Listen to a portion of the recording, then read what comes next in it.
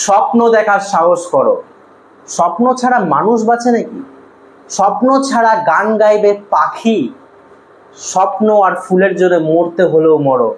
জীবন কি কাগজের নৌকা, স্রোতে কিংবা হাওয়ায় যাবে ভেসে? আজকের video business study suggestion, Bengali version, English version, বোর্ডে যার অনেক কিছু কমন পাবে, বলবো না সব কিছু কমন পাবে, বাট এটা বলতে পারি যে তোমার এইখান থেকে বাইরে অত বেশি কোশ্চেন আসবে না। যা আসবে এখানে একটা দুটো হয়তো বাইরের কোশ্চেন আসতে পারে, কিন্তু এই কোশ্চেন গুলো প্রিভিয়াস 10 বছরের কোশ্চেন আমি তুলে ধরেছি, প্রিভিয়াস 15 বছরের কোশ্চেন ধরেছি, নানা রকম বই ঘেটে এই কোশ্চেন গুলো বের করেছি।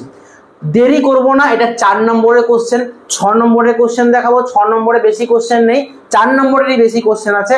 আমি 4 নম্বরের কোশ্চেন দিচ্ছি, তোমরা দেখো কোথায় বুঝতে অসুবিধা হচ্ছে, কোথায় ভুল ধরছে। দেখো তোমাদের এখনো কোন কোন জায়গাগুলো হয়নি। টেলারের বৈজ্ঞানিক ব্যবস্থাপনা 4টি কৌশল, 4 techniques of Taylor scientific management, importance of principal of management, ব্যবস্থাপনা নীতির সময়ের গুরুত্ব বর্ণনা করো। এবার আসি পার্থক্য যেগুলো দিয়েছি সেইগুলোর মধ্যেই পার্থক্য আসবে। কিরকম পার্থক্য? প্রসিডিওরস অ্যান্ড রুলস, কর্মপ্রণালী ও নিয়মের, প্ল্যানিং অ্যান্ড কন্ট্রোল, পরিকল্পনা এবং নিয়ন্ত্রণ, ফর্মাল অর্গানাইজেশন এবং ইনফর্মাল অর্গানাইজেশন, নিয়মমাফিক ও অনিয়মমাফিক সংগঠন, সেন্ট্রালাইজেশন এবং ডিসেন্ট্রালাইজেশন, কেন্দ্রীয়করণ ও বিকেন্দ্রীয়করণ, প্রাইমারি এবং সেকেন্ডারি মার্কেট, প্রাথমিক ও গৌণ বাজার, money market and capital market, অর্থ বাজার এবং পুঁজি বাজার, টাইম স্টাডি, মোশন স্টাডি, সময় সমীক্ষা আর গতি সমীক্ষা, পলিসি অ্যান্ড স্ট্র্যাটেজি, কর্মনীতি এবং কৌশলের। এইগুলো হচ্ছে ডিফারেন্সেস। এই কটা ডিফারেন্সেস করে যাও, বিশ্বাস করো তোমার একটা আসছে এইগুলোর মধ্যেই সব আসবে। মিলিয়ে নিও কথাটা আমার। থিওরি, কোন থিওরি গুলো পড়বো? দেখো মেন 3টে থিওরি করবে, 3টে থিওরি দিচ্ছি, এই 3টে থিওরি ভালো করে মনে রাখবে, কারণ এইখান থেকে আসার সম্ভাবনা সবচেয়ে বেশি। কোনটা? ম্যাসলো, টেলার এবং ফেয়ল। এই 3টে থিওরি ভালো করে রাখবে। এই 3টে থিওরির মধ্যে কিন্তু আসতে পারে। আচ্ছা একটা কথা বলো, ভাঙাচোরা মানুষ মানে কি স্বপ্ন গেছে ভেঙে, ছোট স্বপ্ন হারিয়েছে? স্বপ্ন দেখো জগৎ জুড়ে। যারা ছোট স্বপ্ন দেখছো হারিয়ে গেছে, কি হয়েছে? বড় স্বপ্ন দেখো, হারাবে না। তুমি যদি চাঁদে যাওয়ার স্বপ্ন দেখো, গাছের ডালেতে পৌঁছাবেই। তাই ভেবো না তো। ভালো তোমরা পড়ার সময় তোমরা যদি আজকে ভিডিও দেখো, তোমরা অবশ্যই কিছু না কিছু এখান থেকে কমন পাবে। এটুকু আমার আস্থা এবং বিশ্বাস, আমার টিচিং এক্সপিরিয়েন্স বলছে অনেক কিছু কমন পাবে তোমরা, কারণ আমি এই সাজেশনগুলো খুব অথেন্টিক ভাবে, খুব ঘেটে 10-15টা বই ঘেটে এগুলোকে বার করেছি।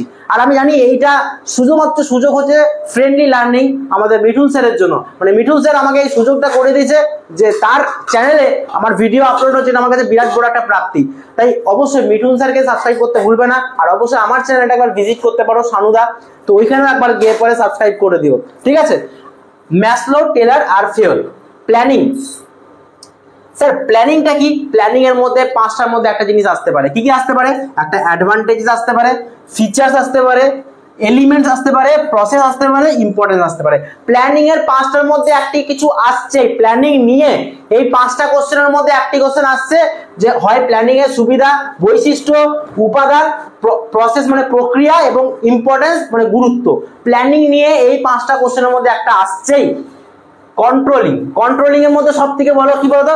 Steps, discuss the steps of controlling, বা এটা যদি বলে পদক্ষেপ, নিয়ন্ত্রণের পদক্ষেপ বিশ্লেষণ করো, তখন আমাকে কিন্তু কন্ট্রোলিং চ্যাপ্টার থেকে এটা কন্ট্রোলিংটা করবে। মনে করে যে কন্ট্রোলিং এর নিয়ন্ত্রণ মানে পদক্ষেপের নিয়ন্ত্রণ। সেবির উদ্দেশ্যটা করবে। উদ্দেশ্য মানে কোনটা? অবজেক্টিভ। উদ্দেশ্য মানে অবজেক্টিভস করবে। আর ইম্পর্টেন্ট অফ অর্গানাইজেশন মানে গুরুত্ব, সংগঠনের গুরুত্ব, এটাও কিন্তু খুব ইম্পর্টেন্ট আছে। মানে এইখানে যা বোর্ডে কোশ্চেন দিচ্ছি সেগুলো সব 4 নম্বর কোশ্চেনে, 4 নম্বর মার্কসের জন্য সাজেশন। এর বাইরে আমি একটা সাজেশনও দেবো না।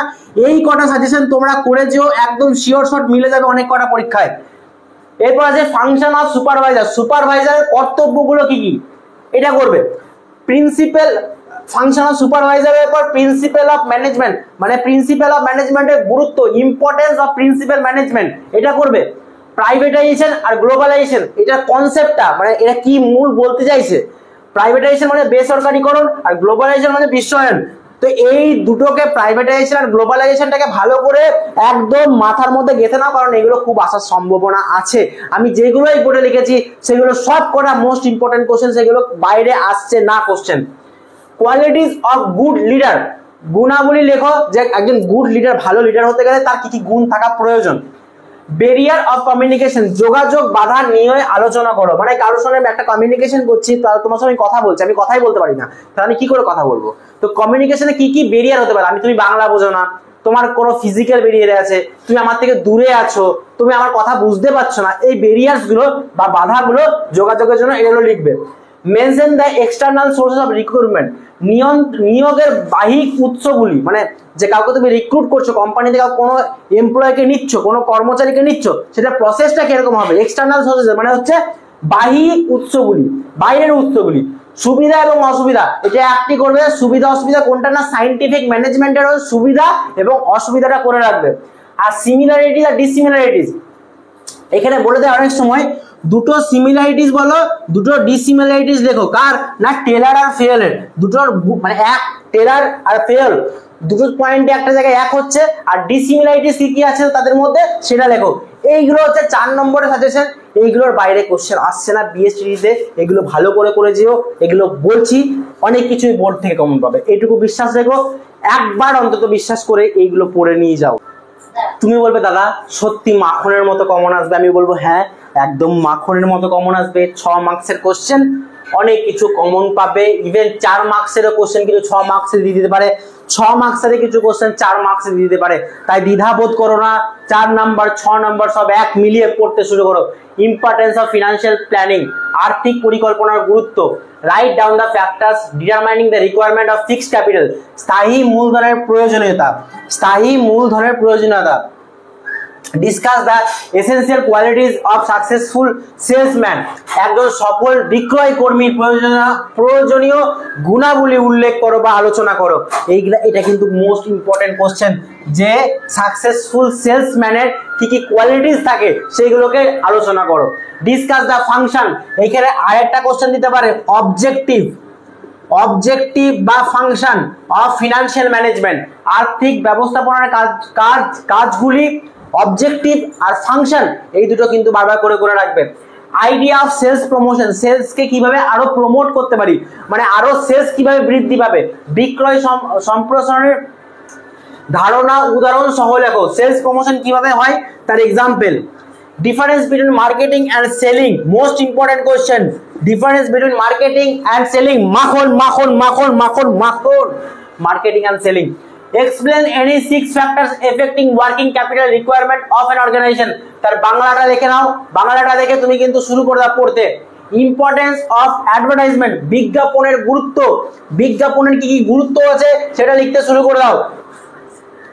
ফাংশন অফ মার্কেটিং, বিপণন গুণাবলীগুলো এগুলো লিখতে থাকো।